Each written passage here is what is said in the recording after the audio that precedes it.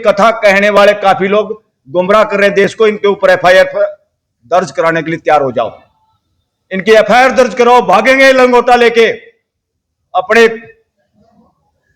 गमछे उठा उठा के भागेंगे। एक तरह से ये असली जो लोग देश को मानसिक गुलाम बना रहे हैं कथा कहानियों के जरिए, सिलेबस में उस तरह की किताबें लगाने के लिए इन्होंने यूनिवर्सिटियों पे कब्जा कर लिया। आप और हम भी अपराधी हैं।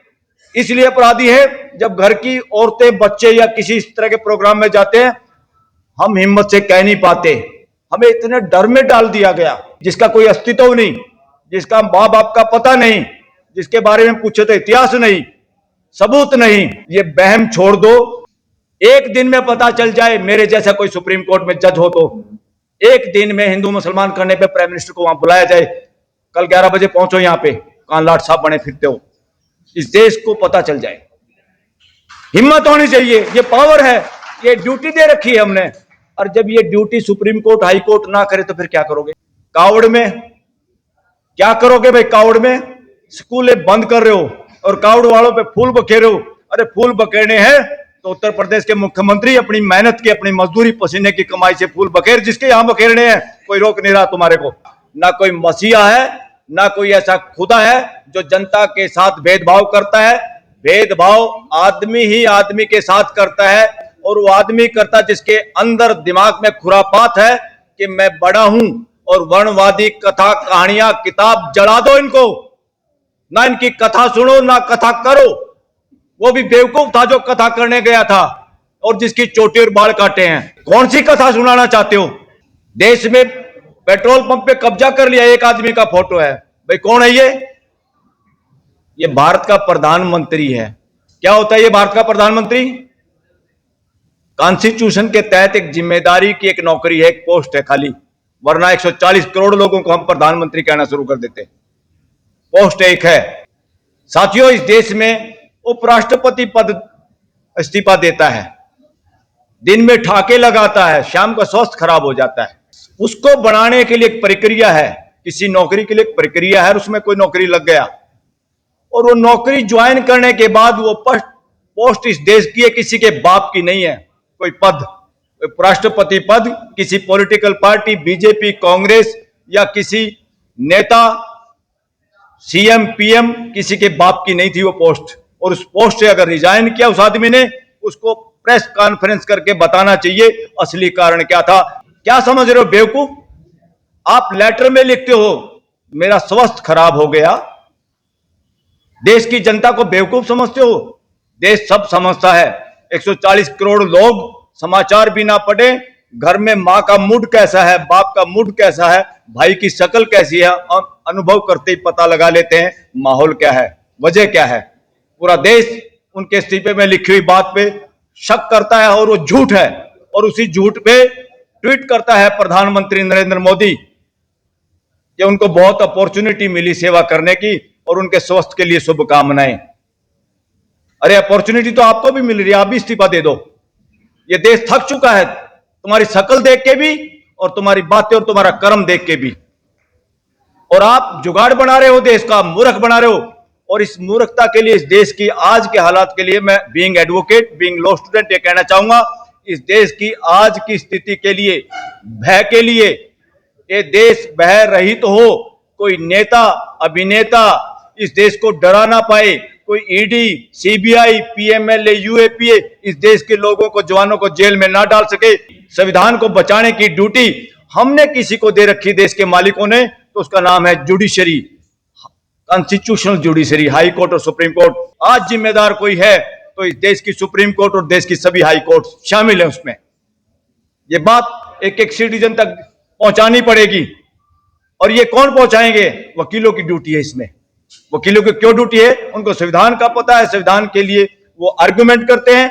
और वकील ही ना बोलेंगे तो देश को तो वैसे कोई कंटेम्प्ट ऑफ कोर्ट में, कोई ईडी से, कोई पीएमएलए, कोई इनकम टैक्स से डराएगा। अरे हिम्मत है तो इस देश का प्रधानमंत्री और गृह मंत्री नार्को टेस्ट कराए और देश में सर्वे करे। और देश की क्या भाषा आ रही है?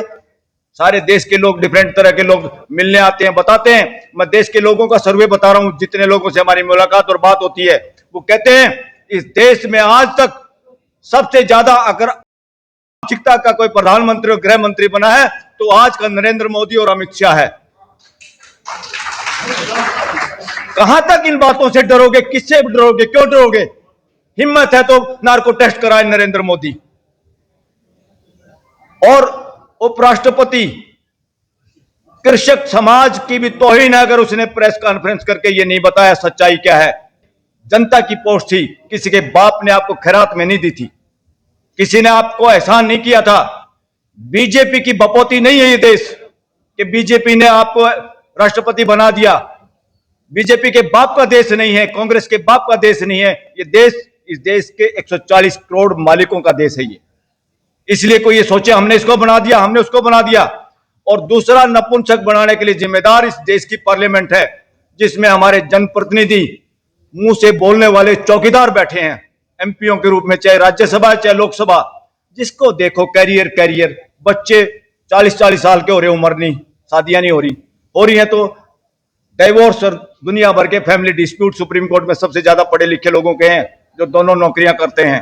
लोग सोचते थे टोटे में डाइवोर्स होता है, मैं कहता हूं टोटे में नहीं, बेवकूफी में होता है, मानसिक गुलामी में होता है। डिग्रियां दुनिया भर की, जीने का ढंग पता नहीं।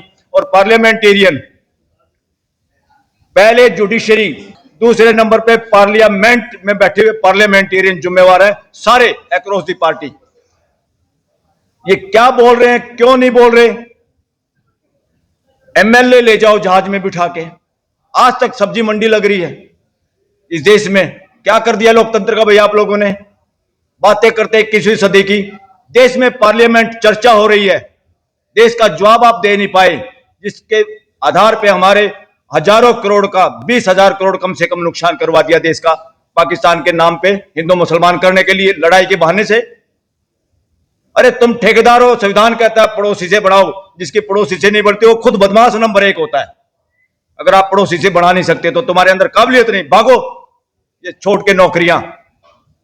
प्रधानमंत्री हो चाहे मंत्री हो चाहे अपोजिशन के लीडर। और दूसरा, लोकतंत्र में अपोजिशन नहीं होता, इस देश में गलत परंपरा चल रही है साथियों। दूसरा, जो सनातन की चादर ओढ़े हुए, चोरी की चादर, वो सनातनी नहीं है। सनातनी परंपरा के कौन लोग हैं? तथागत बुद्ध, महावीर, जैन, गुरु नानक, ये 3-4 पंथ जो हैं, वर्णवाद को छोड़ के सारे पंथ इस देश के सनातनी परंपरा है। वर्णवाद सनातनी परंपरा नहीं है, इसको नोट कर लो, देश में फैलाओ इस बात को। ये चोरी, ठगी, बेईमानी की चादर ओढ़ के सनातनी ठेकेदार इस देश को नपुंसक बढ़ा रहे, मानसिक गुलाम बढ़ा रहे हैं। और इस देश में चोरी चकारी से उन चीजों को लागू कराना चाहते हैं। कावड़ में क्या करोगे भाई? कावड़ में स्कूलें बंद कर रहे हो और कावड़ वालों पे फूल बखेरे हो। अरे फूल बखेरने हैं तो उत्तर प्रदेश के मुख्यमंत्री अपनी मेहनत की, अपनी मजदूरी, पसीने की कमाई से फूल बखेर, जिसके यहां बखेरने हैं, कोई रोक नहीं रहा तुम्हारे को। तुम देश के टैक्स के पैसे से, पूरी देश की जनता का पैसा है, उसमें फिर पूछो मुसलमान भाइयों से कि फूल इनके ऊपर फेंके कि नहीं फेंके। पूछो बहुजन समाज से, इनके ऊपर फूल फेंके कि नहीं फेंके। जानबूझ के डरा डरा के आस्था। साथियों, एक और आपका भी बैन निकलना चाहिए, आप समाज में फैलाओ। किसी की आस्था का ठेकेदारी नहीं ली संविधान ने बचाने की, उसमें 3 कंडीशन है। अगर आपकी आस्था पब्लिक हेल्थ को खराब करती है तो उसकी ऐसी की तैसी करना की ड्यूटी इस देश के 140 करोड़ लोगों की है। पब्लिक हेल्थ कैसे खराब होती है? ये नहीं कि आपको बुखार हो जाएगा किसी बाबा को देख के, वो बाबा कथा जो सुनाएगा उससे मानसिक गुलामी भरेगा। वो प्रेजेंट की बात से डरता है, वो प्रश्न पूछने से डरता है, उसको पता किसी बात का नहीं। इसलिए कथा कहने वाले काफी लोग गुमराह कर रहे देश को। इनके ऊपर एफआईआर दर्ज कराने के लिए तैयार हो जाओ, इनकी एफआईआर दर्ज कराओ। भागेंगे लंगोटा लेके, अपने गमछे उठा के भागेंगे। एक तरह से ये असली जो लोग देश को मानसिक गुलाम बना रहे हैं, कथा कहानियों के जरिए सिलेबस में उस तरह की किताबें लगाने के लिए इन्होंने यूनिवर्सिटियों पे कब्जा कर लिया। और यूनिवर्सिटियों के अंदर एक वीसी होता है, कहते पोस्ट एक है, रिजर्वेशन नहीं होगी। अरे बकवास मत करो, एक स्टेट में जितनी यूनिवर्सिटी है उन पे रिजर्वेशन लागू करो। कितने वीसी बनते हैं उसमें बांटो समाज को। सेंट्रल गवर्नमेंट की कितनी यूनिवर्सिटियां इकट्ठी करो उनको और उसमें बांटो। ये जानबूझ के इस तरह की जो शरारत करें साथियों, इससे जागना होगा। और आप लोग भी किस्मत के भरोसे बैठे हो, तभी तो कथाओं में जाते हो डरते हुए। आप अपराधी हो, आप और हम भी अपराधी हैं।